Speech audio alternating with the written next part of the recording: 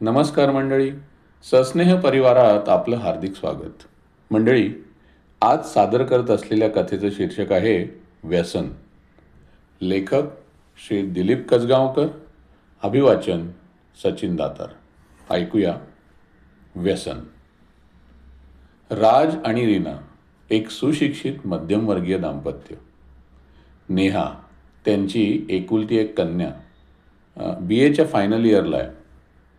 या कुटुंबावर एक अनपेक्षित संकट आलं होतं. अतिशय साधा आणि सरळ मार्गी असलेला राज दारू प्यायला लागला होता आणि ही सवय आता व्यसनात बदलली होती.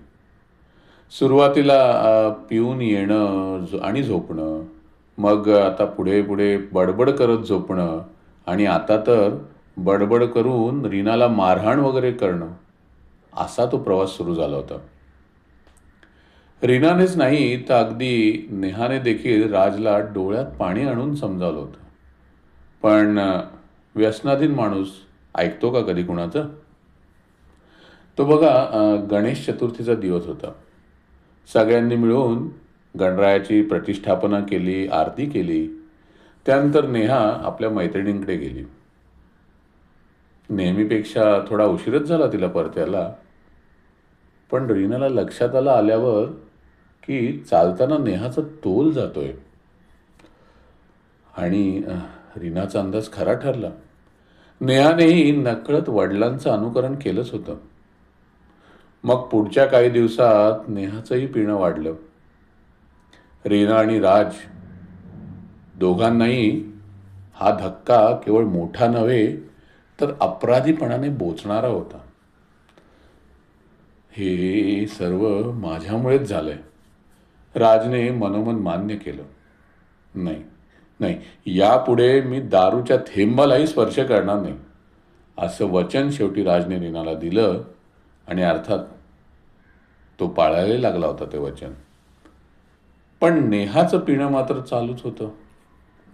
राज आणि रीनाने नेहाला समजवण्याचा खूप प्रयत्न केला, पण त्यात यश काही मिळत नव्हतं.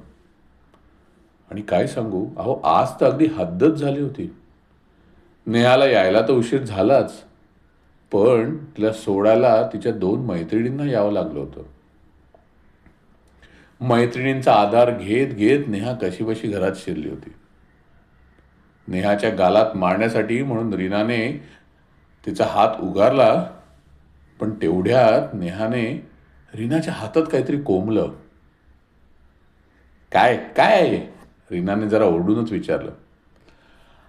काकू, नेहाला गोल्ड मेडल मिळालंय, दोन्ही मैत्रिणी एका सुरात म्हणाल्या.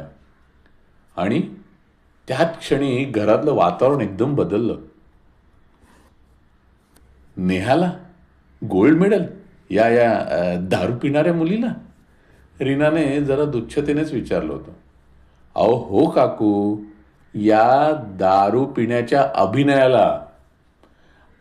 गेले काही दिवस नेहा ती काय दारू पित नव्हती, तर दारू पिण्याचं सोंग करत होती. तिच्या नाटकातल्या पात्राची रंगीत तालीम होती ती.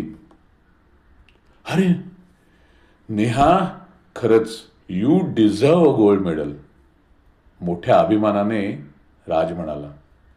खरंच ग, तुझ्या बेमालूम अभिनयामुळेच मला माझं खरं रूप समजलं आणि मीही बदललो, राजने कबूल करून टाकलं. बाबा, आणि त्यासाठीच तर मी हा सगळा अवघड रोल स्वीकारला होता. ती नेहा.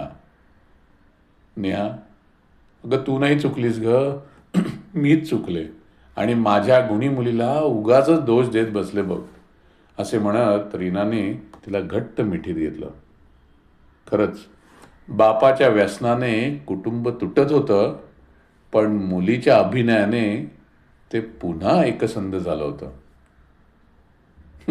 काय मंडळी, कशी वाटली ही नेहाची आयडिया आपल्या वडिलांना व्यसनातून मुक्त करण्याची?